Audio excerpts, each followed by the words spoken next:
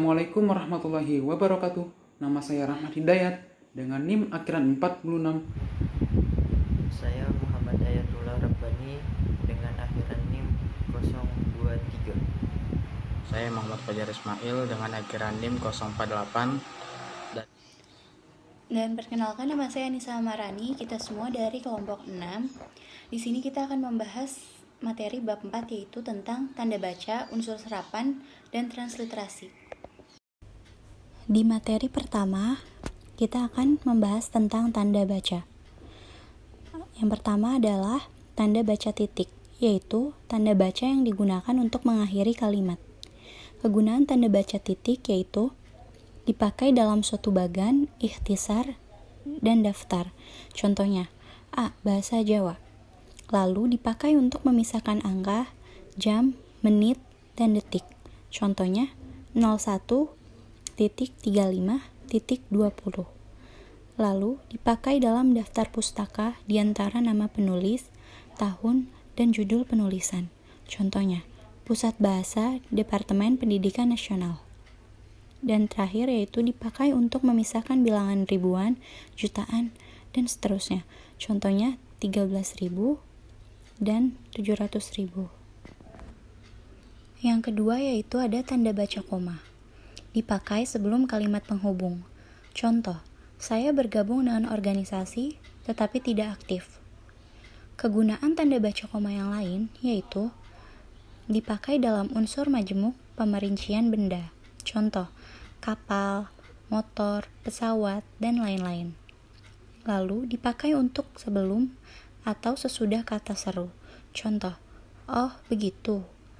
Lalu dipakai sebelum angka desimal atau di antara angka rupiah. Contoh, 2,5 dan 500.000. Yang ketiga ada tanda titik koma. Dapat dipakai sebagai pengganti kata penghubung untuk memisahkan kalimat setara yang satu dari kalimat setara yang lain di dalam kalimat majemuk. Contoh, hari sudah malam, anak-anak masih membaca buku. Selain itu juga dapat dipakai untuk memisahkan bagian-bagian pemerincian dalam kalimat yang sudah menggunakan tanda koma. Contoh, ibu membeli buku, pensil, dan tinta, baju, celana, dan kaos, pisang, apel, dan jeruk. Yang keempat ada tanda titik 2. Dipakai pada akhir suatu pertanyaan lengkap yang diikuti pemerincian atau penjelasan. Contoh, mereka memerlukan perabot rumah tangga, kursi, meja, dan lemari. Selain itu juga dapat dipakai sesudah kata atau ungkapan yang memerlukan pemberian. Contoh, Ketua Ahmad Wijaya, Sekretaris Siti Aryani, Bendahara Aulia Arimbi. Dipakai juga dalam naskah drama sesudah kata yang menunjukkan pelaku dalam percakapan. Contohnya, Ibu, bawa koper ini nak, jawab Amir. Baik Bu. Yang kelima yaitu tanda hubung. Dipakai untuk menandai bagian kata yang terpenggal oleh pergantian baris. Contoh, di samping cara lama diterapkan juga cara baru. Selain itu juga dapat dipakai untuk menyambung unsur kata ulang. Contoh, anak-anak dan berulang-ulang. Tanda hubung dipakai untuk menyambung tanggal, bulan, dan tahun yang dinyatakan dengan angka atau menyambung huruf dalam kata yang dieja satu-satu. Contohnya, 15/10/2020. Lalu yang keenam ada tanda baca pisah. Dipakai untuk membatasi penyisipan kata atau kalimat yang memberi penjelasan di luar bangun kalimat. Contoh, kemerdekaan bangsa itu, saya yakin akan tercapai, diperjuangkan oleh bangsa itu sendiri. Lalu, tanda pisah dapat juga dipakai untuk menegaskan adanya keterangan posisi atau keterangan yang lain.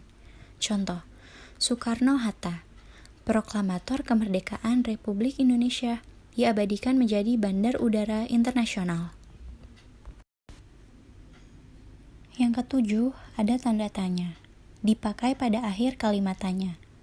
Contohnya, di mana lokasi UIN Jakarta? Selain itu, dapat juga dipakai di dalam tanda kurung untuk menyatakan bagian kalimat yang disangsikan atau yang kurang dapat dibuktikan kebenarannya.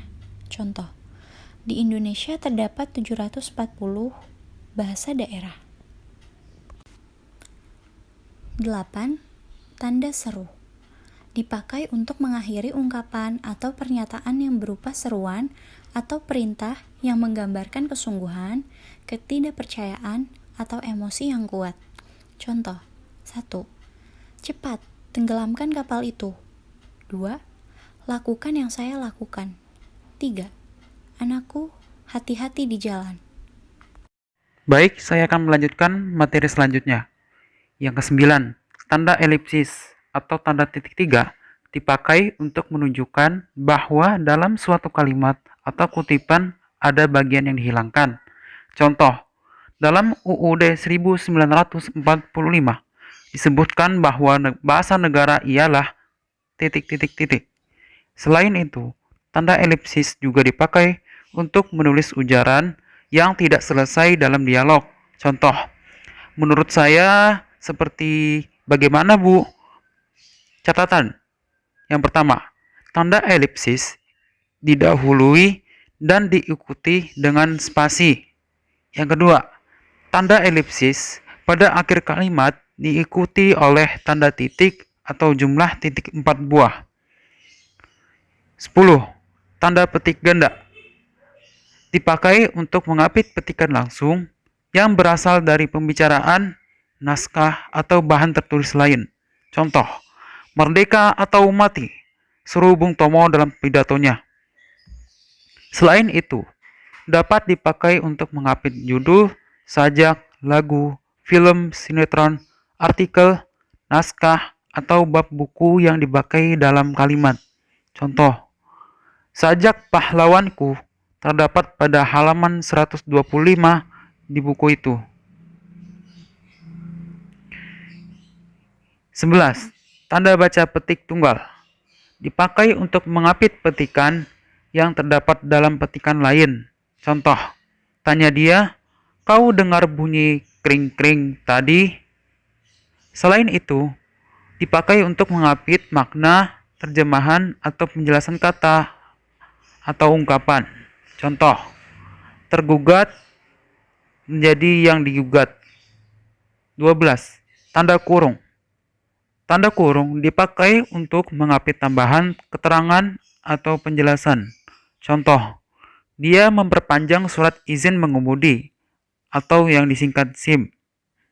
Selain itu, dipakai untuk mengapit huruf atau kata yang keberadaannya di dalam teks dapat dimunculkan atau dihilangkan.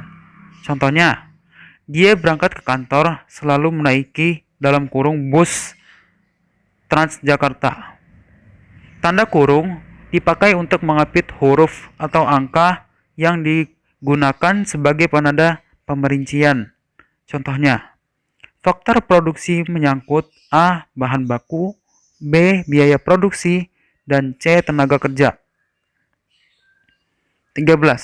Tanda kurung siku dipakai untuk mengapit huruf, kata, atau kelompok kata sebagai koreksi atau tambahan atas kesalahan atau kekurangan di dalam naskah asli yang ditulis orang lain. Contohnya, Sang Sapurba mendengar bunyi gemerisik. Contoh yang kedua, penggunaan bahasa dalam karya ilmiah harus sesuai kurung siku dengan kaidah bahasa Indonesia. Selain itu, dapat dipakai untuk mengapit keterangan dalam kalimat penjelas yang terdapat dalam tanda kurung. Contohnya, persamaan kedua proses itu, perbedaannya dibicarakan di dalam bab 2. Kurung siku, lihat halaman 35-37. Perlu dibentangkan di sini kurung tutup. 14. Tanda baca garis miring. Tanda baca garis miring ini dipakai dalam nomor surat, nomor pada alamat, dan penandaan masa 1 tahun yang terbagi dalam 2 tahun takwim. Contohnya, nomor 7 PK garis miring 2 garis miring 2013. Contoh yang kedua, Jalan Keramat 3 garis miring 10. Selain itu, tanda garis miring dipakai sebagai pengganti kata dan atau serta setiap. Contohnya, mahasiswa garis miring mahasiswi. Sama saja artinya mahasiswa dan mahasiswi. Contoh yang kedua, dikirimkan lewat darat garis miring laut. Sama saja artinya dikirimkan lewat darat atau lewat laut. 15. Tanda baca penyingkat atau apostrof dipakai untuk menunjukkan penghilangan bagian kata atau bagian angka tahun dalam konteks tertentu. Contoh, dia kan kusurati. Kata akan di sini disingkat sehingga menjadikan dengan catatan dikatakan tersebut terdapat tanda baca penyingkat. Contoh yang kedua, mereka sudah datang kan? Kata bukan di sini disingkat sehingga menjadikan dengan catatan tambahan tanda baca penyingkat. Contoh yang ketiga, malam lah tiba. Kata telah di sini disingkat sehingga menjadi lah dengan tambahan tanda baca penyingkat. Dan yang terakhir, 5, 2, 13. Maksud 13 di sini ialah tahun 2013. Tahun 2013 disingkat sehingga menjadi 13. Dengan catatan tambahan tanda baca penyingkat. Baik, itulah seputar materi tentang tanda baca. Materi selanjutnya yaitu unsur serapan. Kata serapan merupakan kata yang berasal dari bahasa asing yang telah diintegrasikan ke bentuk bahasa yang telah diterima pemakaiannya secara umum. Dalam perkembangannya, bahasa Indonesia menyerap unsur dari berbagai bahasa lain, baik dari bahasa daerah maupun dari bahasa asing seperti Sanskerta, Arab, Portugis, Belanda, ataupun Inggris. Lalu, berdasarkan taraf integrasinya, unsur serapan dalam bahasa Indonesia dapat dibagi atas dua golongan besar, yaitu pertama, unsur serapan yang belum sepenuhnya terserap ke dalam bahasa Indonesia seperti reshuffle, shuttlecock. Unsur-unsur tersebut dipakai dalam konteks bahasa Indonesia, tetapi pengucapannya masih mengikuti cara asing. Selanjutnya yang kedua, unsur serapan yang pengucapannya dan penulisannya disesuaikan dengan kaidah bahasa Indonesia. Dalam hal ini diusahakan agar ejaannya hanya diubah seperlunya, sehingga bahasa Indonesianya masih dapat dibandingkan dengan bentuk asalnya. Baik, selanjutnya saya akan melanjutkan presentasi dari materi sebelumnya ke materi akhir yang berjudul transliterasi. Transliterasi berasal dari bahasa Inggris yang artinya transliteration atau alih, pindah, ganti, dan literation, liter huruf, yaitu penggantian huruf demi huruf dari abjad yang satu ke abjad yang lainnya.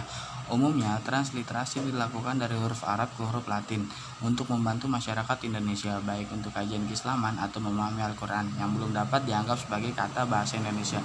Terdapat dua manfaat transliterasi Arab-Latin. Pertama, membantu umat Islam yang belum memahami huruf Arab. Kedua, dalam bidang keagamaan, khususnya studi Islam, transliterasi dibutuhkan karena istilah dan kosakata bidang keislaman sebagian besar memakai kosakata bahasa Arab yang belum ada di Indonesia. Adapun contoh transliterasi dari huruf Arab menjadi huruf Latin. Huruf Arab ya menjadi huruf Latin ya. Huruf Arab lam menjadi huruf Latin L. Huruf Arab Qaf menjadi huruf Latin Q. Huruf Arab H menjadi huruf Latin H. Sekian dari saya, selanjutnya saya serahkan ke moderator. Baik, sekiranya itu saja dari kelompok kami. Terima kasih yang sudah ingin mendengarkan. Dan jika ada yang keberatan ataupun ada yang ingin bertanya dengan presentasi kali ini, maka dari itu kami berikan 3 orang penanya dan 3 orang penyanggah. Terima kasih sebelumnya. Wassalamualaikum warahmatullahi wabarakatuh.